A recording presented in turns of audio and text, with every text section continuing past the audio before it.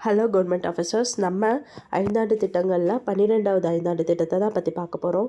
இந்த 12வது ஐந்தாண்டு திட்டம் வந்து டியூரேஷன் வந்து தெரியும், 2012லேருந்து 2017 வரைக்கும். இதோட மெயின் கோர்ஸ் வந்து இதுதான், விரைவான நீடித்த வளர்ச்சி. இது வந்து எக்ஸாமில் கேட்டிருக்காங்க.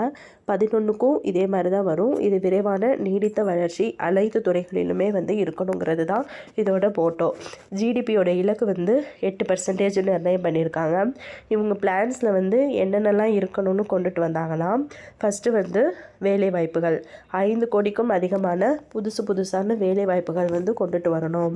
வேலை இருந்தால் 2017 வரைக்கும் டைம் லைனா, ஸோ 2017க்குள்ளக்கா எழுத்தறிவு வந்து 100% வந்து எல்லாருக்கும் எழுத படிக்க தெரிஞ்சிருக்கணும் அப்படிங்கிறதும் வேலைவாய்ப்புகளுக்கும் கவனம் செலுத்தியிருக்காங்க. அதுக்கப்புறம் உள்கட்டமைப்பில் முதலீடு அதிகரித்தல் அப்படின்னா, அதாவது ட்ரிபிள் பின்னா என்னென்னா ப்ரைவேட், பப்ளிக், பார்ட்னர்ஷிப். ப்ரைவேட் பப்ளிக்னா யார்? ப்ரைவேட்னா தனியார் துறை, பப்ளிக்னா கவர்மெண்ட்டு. அவங்க 2 பேரும் சேர்ந்து வந்து உள்கட்டமைப்புன்றது வந்து என்ன சொல்லுதுன்னா, இப்போ ஒரு ரோடு ஃபெசிலிட்டியோ அல்லது ஒரு பில்டிங் கன்ஸ்ட்ரக்ஷனோ அந்த மாதிரி ஏதாவது ஒன்று கவர்மெண்ட் எடுத்து பண்ணுவாங்க இல்லையா, அந்த மாதிரி பண்ணக்கூடிய அந்த இன்வெஸ்ட்மெண்ட்டில் வந்து ப்ரைவேட்டும் இருக்கணும், பப்ளிக்கும் இருக்கணும். 2 பேரும் பார்ட்னர்ஷிப் போட்டு இன்வெஸ்ட்மெண்ட் பண்ணு அதோட இம்ப்ரூவ்மெண்ட்டை வந்து கொஞ்சம் அதிகப்படுத்தணும் அப்படின்றது தான் ட்ரிபிள் சொல்லக்கூடியது. அப்புறம் கிராமப்புறம் பக்கத்தில் இவங்க செவி சாச்சாங்களான்னா, கிராமப்புறமும் வளர்ச்சி அடையணும் அப்படின்னா அதுக்கும் திட்டங்கள் கொண்டுட்டு வந்திருக்காங்க. ஸோ கிராமப்புறம் அப்படின்னாலே அந்த நீர் மேலாண்மை, விவசாயத்துக்கு வரக்கூடிய அந்த நீர் வந்து கரெக்டான இதாக இருக்கணும் இல்லையா, அதோட வேளாண்மை கொள்கை அப்படின்ற 2013 வந்து அந்த திட்டத்தை ஸ்டார்ட் பண்ணியிருக்காங்க.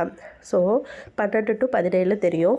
அவங்க கொண்டுட்டு வந்த வருஷம் வந்து பார்த்திங்கன்னா மூணுமே 2013 தான். ஒன்று நீர் மேலாண்மை, இன்னொன்று வந்து உணவு பாதுகாப்பு சட்டம். உணவு பாதுகாப்பு சட்டம் 2013. 3 வேளைக்கும் உணவு சாப்பிடுவோம் அப்படி ஞாபகம் வச்சுக்கோங்க.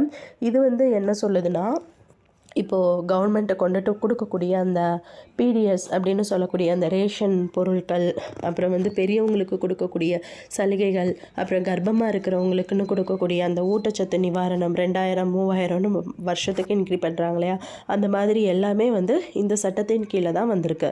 அப்புறம் வந்து நிலம் கையகப்படுத்துதல் சட்டம், அது வந்து 2013-14 நிலத்தை வந்து கையகப்படுத்தணும் அப்படின்றதுக்காகவும் ரூல் போட்டிருக்காங்க. ஸோ இவ்வளோ தான் ஃப்ரெண்ட்ஸ்.